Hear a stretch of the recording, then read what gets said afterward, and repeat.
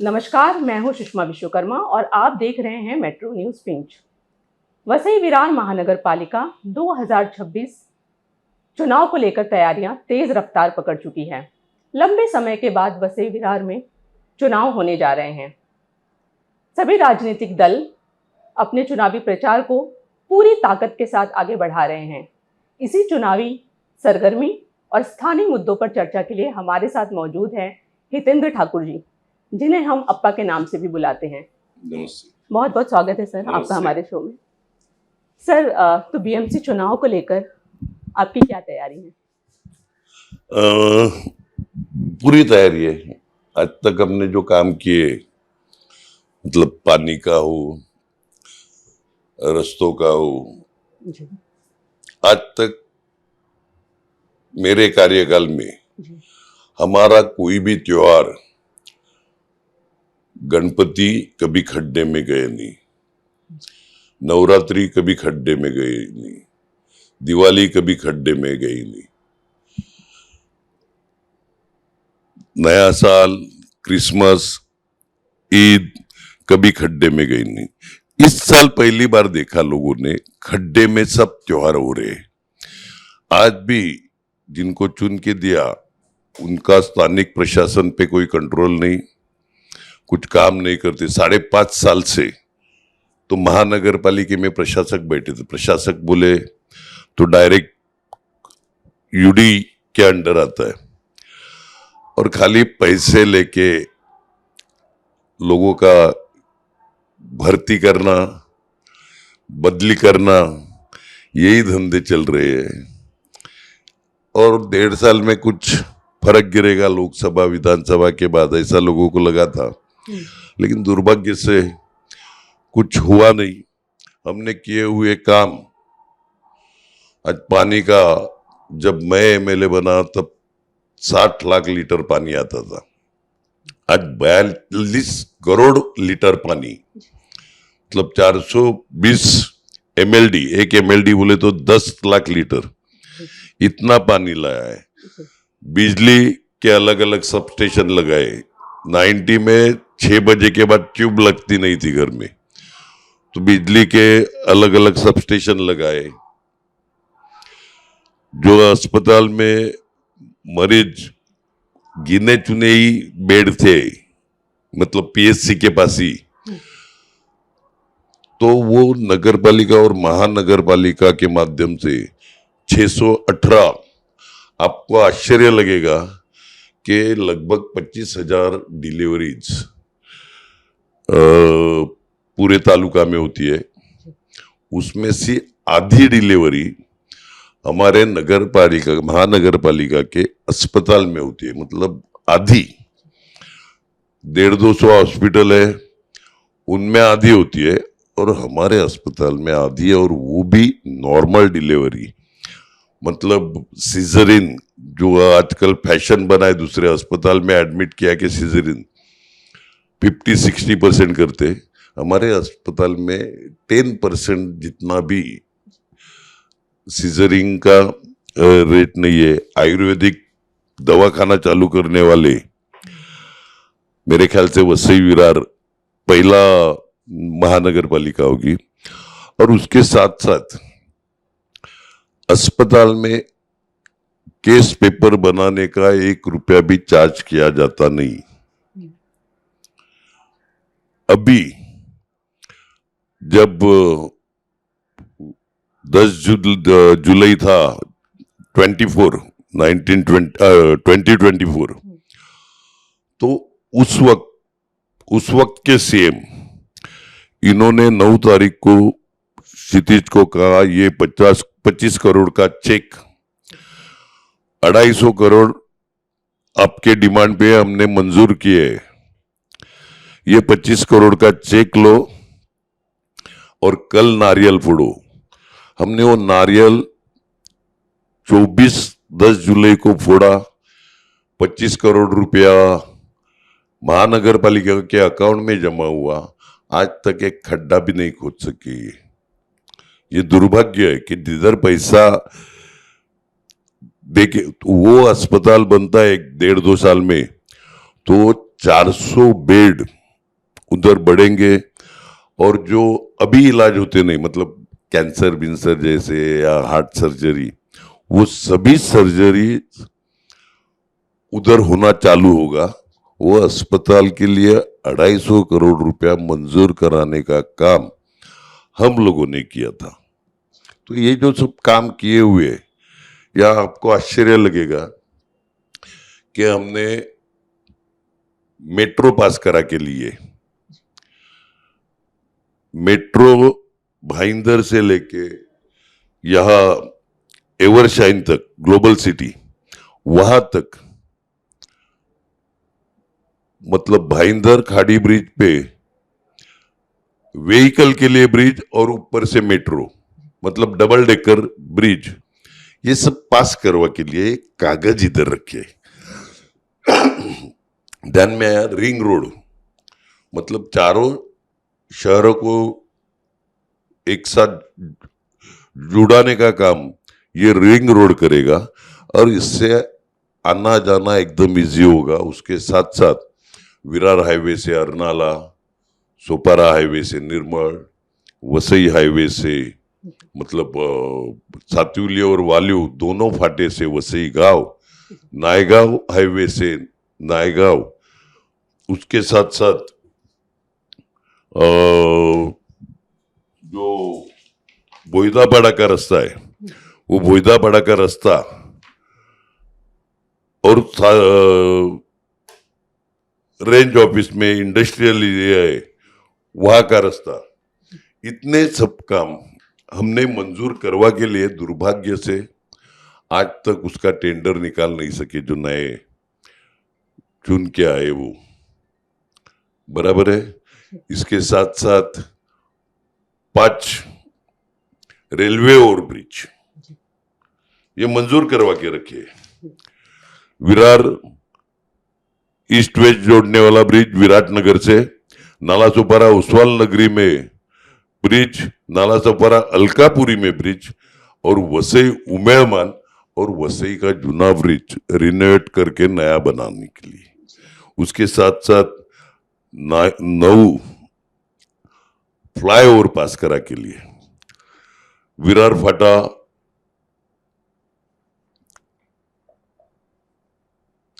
Range office गोखिवरे Virar पूर्व, चंदन नाका junction Nala Sopara पूर्व, बोलिंज खारोडी नाका साइंस गार्डन, मनवेलपाड़ा नाका से फुलपाड़ा, माणिकपुर से बाबोड़ा, वसंत नगरी से एवरशाइन गोखिवरे, नारंगी साईनाथ नगर से नारंगी साईनाथ नगर पूर्व, ये ब्रिजेस पास करा के लिए, रेलवे और ब्रिजेस पास की रास्ते। दुर्भाग्य से नए आए हुए लोगों को इनका टेंडर भी निकालने को नहीं आया। ये सब जो मैंने कागज लेके बैठा है, ये जो मंजूरी मिली उसके है, ये है MMRDA का पेपर, और उसपे ये उस वक्त के सीएम और MMRDA के जो चेयरमैन थे, MD थे, उन दोनों के सिग्नेचर, ये ऐसे सभी कागजों पे, सभी कागजों पे। ध्यान में आया ये कागज, मतलब आप देखो मैं कभी कागज लेके बैठता नहीं, लेकिन आज कागज लेके इसलिए बैठा हूं क्योंकि पासिंग का सीएम साहब ने पास किया, MMRDA के कमिश्नर MD उन्होंने पास किया, लेकिन दुर्भाग्य से आगे ये कुछ कर नहीं सके। तो लोगों ने देखा है कि इनका कुछ काम नहीं है। महानगर पालिका हम अच्छे रीति से चला रहे हैं। 3 डैम हम लोगों ने, वो डैम के लिए पैसे, सुसरी के लिए 160 करोड़ रुपया भरा है महानगर पालिका ने।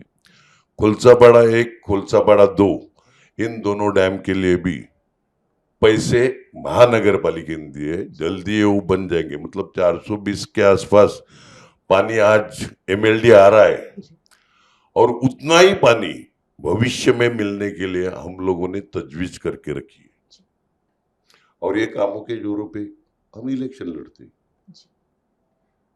नाला सोपारा में 3 लाख वोटर हैं। अगर हम बीजेपी हिंदुत्व की बात कर रही है और आपकी पार्टी विकास की, तो असली विकासकर्ता किसे माना जाए? नहीं, हिंदुत्व बोलना, हिंदुत्व ये लोग क्या बोलेंगे, इनके मुंह में हिंदुत्व है। मैं एक कहता हूं, 86 में हमने साईं बाबा का मंदिर बनाया, 86 में। उसके बाद पंचमुखी हनुमान का मंदिर बनाया। उसके बाद साई शिरडी में 20-22 एकड़ में हमने भक्त निवास बनाया है, जिधर जो चलते आते हैं लोग दुनिया भर, भारत भर से, अलग अलग राज्यों से चलते जो लोग आते हैं, उनका सुबह का चाय नाश्ता, दोपहर का खाना, शाम का चाय नाश्ता, रात का खाना और रहना फ्री है। लाखों पदयात्री वहां पे आते हैं, जो चलते चलते जाते हैं, लाखों आते हैं पूरे साल में, उनको हम फ्री में देते हैं। उधर अच्छा पक्षी संग्रहालय बनाया है, भगवान की ही सेवा कर रहे हैं ना। अभी हमारे फैमिली ने, खास करके मेरी पत्नी का उधर ये था, द्वारकाधीश मंदिर बनाया। आपने सुना होगा लेकिन देखा नहीं होगा। एक बार द्वारकाधीश देखो तो शायद ही महाराष्ट्र में उस लेवल का मंदिर होगा। ध्यान में आया? तो ये द्वारकाधीश मंदिर हमने बनाया, और हम सब मंदिर बनाने वाले और ये हिंदुत्व की बात करने वाले। हिंदुत्व खाली इलेक्शन के वक्त जय श्री राम के झंडे लगाने से साबित नहीं होता। हिंदुत्व दिल में मांगता है, और हिंदू धर्म ने किसी का दुस्साहस करना नहीं सिखाया। आप अगर दूसरे की माँ की इज्जत नहीं करते तो खुद की माँ की इज्जत क्या करोगे? हम घर में रोज पूजा किए बगैर बाहर नहीं निकलते, लेकिन रास्ते में हम धर्म नहीं लाते, रास्ते में हम भाईचारा लाते, दोस्ती लाते, समाज का प्रबोधन लाते, ध्यान में आया, और विकास करते। खाली हिंदुत्व की बात बोल के लोगों का विकास नहीं होता। लोगों को जो मांगता है वो देना चाहिए। धनंजय गावड़े जो हैं, पहले वो शिवसेना में थे, फिर उन्होंने अपनी पार्टी बनाई, उसके बाद वो आपकी पार्टी में आए। तो बार बार ऐसे पार्टी बदलने वाले नेता पर जनता को कितना भरोसा करना चाहिए, इस बारे में आप क्या कहना चाहते हैं? नहीं, पार्टी बदलने वाला, देखो, एक है कि बार बार पार्टी बदलना नहीं, क्योंकि उसने देखा खुद का पार्टी निकाल के कि पार्टी चलाना कितना कठिन है। देखो, पार्टी चलाना कठिन है, वो कठिन काम हम लोग कर रहे हैं, इसलिए उसने बोला कि चलो अपन अकेले के दम पे नहीं चल सकते, तो इनके साथ मिलके जुड़कर अच्छा काम करेंगे। ठीक है। देवेंद्र फडणवीस ने कहा है कि 30 साल से वसई विरार में गुंडा राज चल रहा था, वो उसको अब खत्म करेंगे। इस बारे में आप क्या कहना चाहते हैं? होम डिपार्टमेंट 14 से जब इनका राज आया तब से इनके पास है, तो ये कैपेबल नहीं है, ऐसा कहने का है क्या उनको? अगर पुलिस तो उनके हाथ में है जी, हाँ, तो इनको किसने रोका था क्या वो रुकाने का? और कौन करता है गुंडा राज? कौन बोलता है? अरे इनको हारने की दहशत है, इनके दिल में दहशत हारने की है। गुंडा राज वगैरह कुछ नहीं। रात को 2:30 बजे स्टेशन से लड़की अकेली घर जाते तो उनके माँ बाप को चिंता नहीं रहती कि हम वसई में आए तो महफूज है। इसको गुंडा राज बोलते होगे तो ठीक है कि कोई बहू बेटी पे गलत नजर से देखता नहीं आदमी, इसको अगर गुंडा राज बोलते हैं तो ठीक है। कोई धर्म का लफड़ा नहीं, सब भाईचारे से रहते, इसको अगर गुंडागर्दी बोलते तो ठीक है। बाकी क्या बोलूं? अच्छा, होम डिपार्टमेंट के लायक नहीं है क्या सीएम साहब? उनके पास होम डिपार्टमेंट है, जो चाहे कर सकते हैं। आपको किसने रोका है करने को? कड़क कर दो। पूरा, और 10 पुलिस स्टेशन खोलो, सहयोग पूरा हमारा। हाँ, बीजेपी के बड़े बड़े नेता आपकी पार्टी में शामिल हुए हैं, तो आपकी पार्टी को इसका कितना फायदा होने वाला है सब? देखो, अच्छे लोग आने से फायदा होता है। जी। हमारे पास आदमी है, फिर भी और अच्छे आते तो लेने में अच्छा है। और दूसरी बात, उनके पास आदमी ही नहीं, इसलिए उनके उधर जो जाता है उनका स्वागत करते हैं। हाँ, जिनको हमारे यहाँ से टिकट नहीं मिलेगा उनका स्वागत करने के लिए वो बैठे हैं। चल, अच्छा है। बीजेपी की पूर्व सांसद जो हैं पूनम महाजन, उन्होंने कहा है कि आपकी पार्टी कोई राजनीतिक पार्टी नहीं है, एक प्राइवेट लिमिटेड फैमिली पार्टी है। इस बारे में आप क्या कहना चाहते हैं? ऐसा क्या है? जी, मालूम नहीं, प्राइवेट लिमिटेड क्या रहता है वो मालूम नहीं, बाकी कॉरपोरेट के अंडर ये लोग काम करते हैं, ये मुझे मालूम है। सर, इस बार बीएमसी चुनाव में आपके मुद्दे क्या होंगे? यही जो किए हुए, पास किए हुए काम करना। जी। जो पास किए हुए काम, जी। मतलब मेट्रो करना, ब्रिजेस करना, रास्ते का कंक्रीट करना, जी। ये जो पास करा के लिए MMRDA से, वो पूरे करना।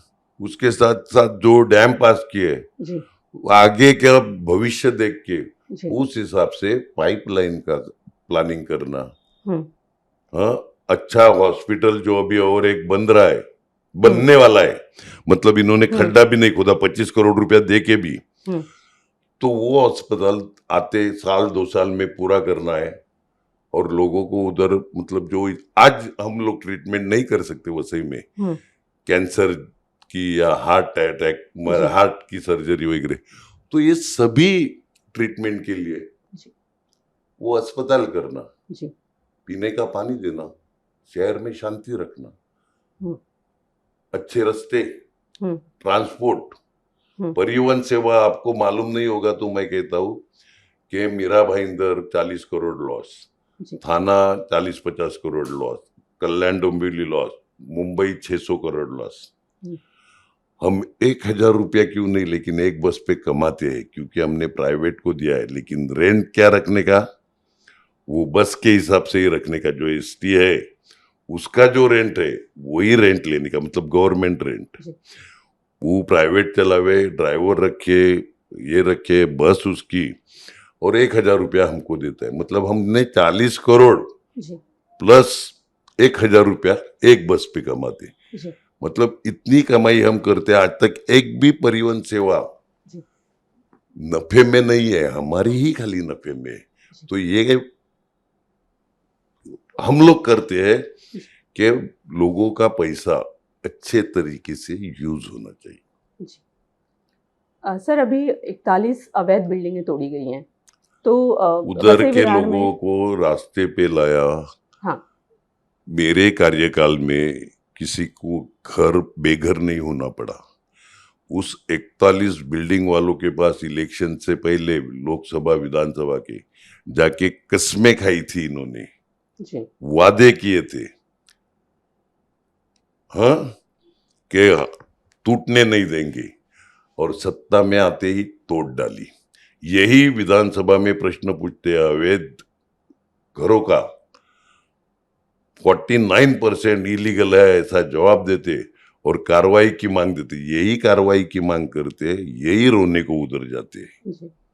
हाँ, तो एक घुनसलविस करके है, उनका बंगला तोड़ा गया, रहता बंगला,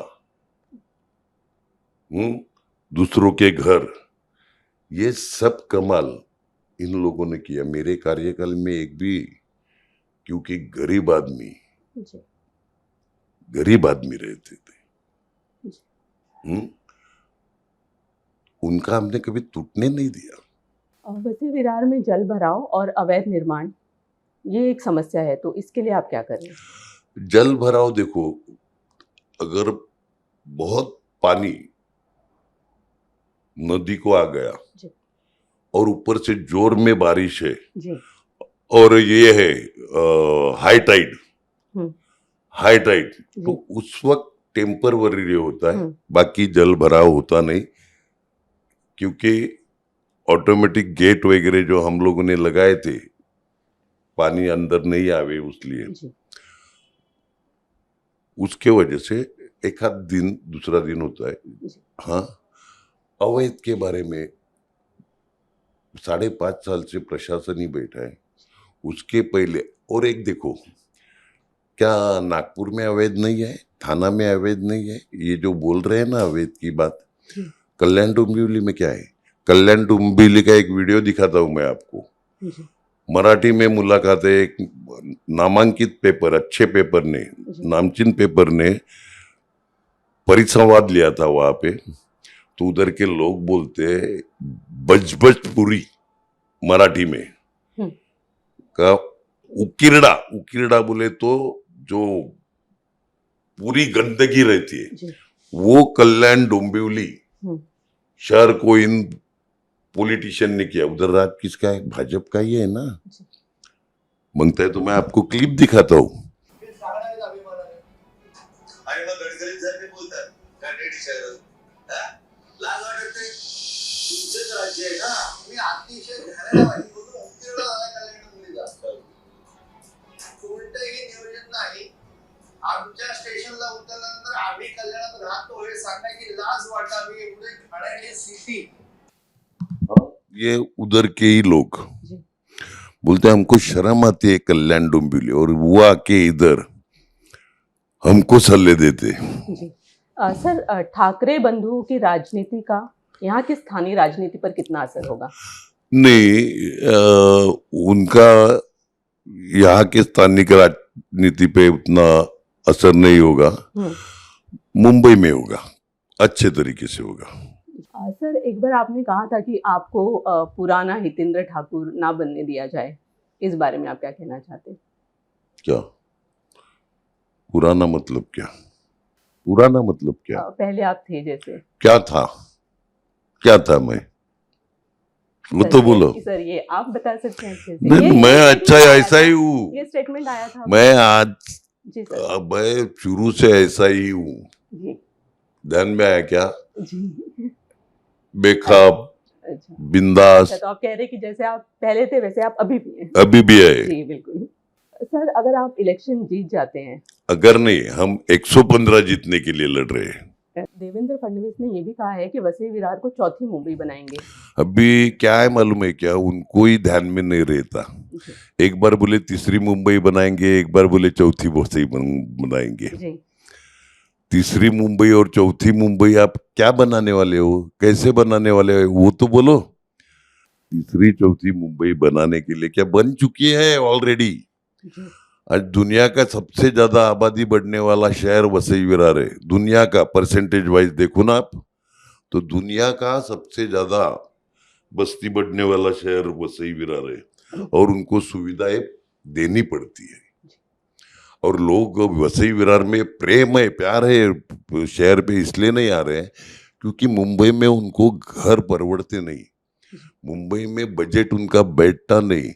आम आदमी है, मिडिल क्लास है, उनको ज्यादा में ज्यादा सुविधा, एजुकेशन की हो, मेडिकल हो, पानी हो, रास्ते हो, ट्रांसपोर्टेशन हो, ये देने का प्रयास हमारा रहता है। हम खाली बातें नहीं करते, और ये करते आए हैं अभी तक। अच्छा, टैंकर माफिया बंद करो ना। मैंने इतना 420 MLD पानी लाया, तो टैंकर माफिया के बारे में एक ही बोलता हूं मैं। राजन पाटिल जो इधर के विधायक है, उनके टैंकर है क्या? इतना उनको पूछिए जाके। हाँ, उनको पूछिए तो टैंकर माफिया कौन ये समझ में आएगा आपको। हाँ, मैंने जिंदगी में पानी का धंधा नहीं किया। पानी ये मेरा पैसा कमाने का नहीं, पानी ये लोगों को मिलना चाहिए, उसका खर्चा लेना चाहिए। महानगर पालिका ने उसका खर्चा लेना मांगता है, वो कमाने का जरिया नहीं है। पानी पुण्य का काम रहता है, और वो आज तक मैं करते आया हूँ। मैंने कभी जिंदगी में पानी बेचने का या किसी टैंकर वाले को प्रोटेक्ट करने का काम नहीं किया। होम डिपार्टमेंट है, CBI है, ED है, सब डिपार्टमेंट लगाओ ना काम पे। मुझे एक मालूम नहीं गिरता। क्या आप ऐसा कहना चाहते हैं कि ये कैपेबल नहीं है? होम डिपार्टमेंट संभालने के लिए। अरे इनके पास डिपार्टमेंट है, ईडी सीबीआई सब है ना, करो ना इंक्वायरी, सिंपल सी बात है। आपको किसी ने रोका नहीं, आपका राज है। अब खाली आके बात करोगे, एक तो भाषा आपकी बराबर नहीं है, ये गिदड़ शेर, अरे संस्कार ये है आप, ऐसा मैं मानता था, संस्कारी एजुकेटेड ब्राह्मण समाज से।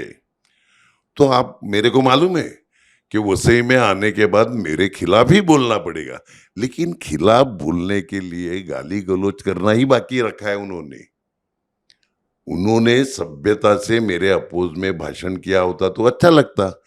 सभ्यता की लेवल ही छोड़ दी। ये दुर्भाग्य है कि राज्य का कोई भी पार्टी का मुख्यमंत्री हो, लेकिन राज्य का मुख्यमंत्री है, उनके मुंह में अशोभनीय भाषा नहीं होनी चाहिए। बस बाकी क्या बोल के गए। सन सिटी में जो जगह पड़ी है उसके लिए पूरा प्लान और प्रोजेक्ट बना के सतीश ठाकुर ने कब का गवर्नमेंट को दिया है। करो, आप करो ना, लेकिन करो तो सही।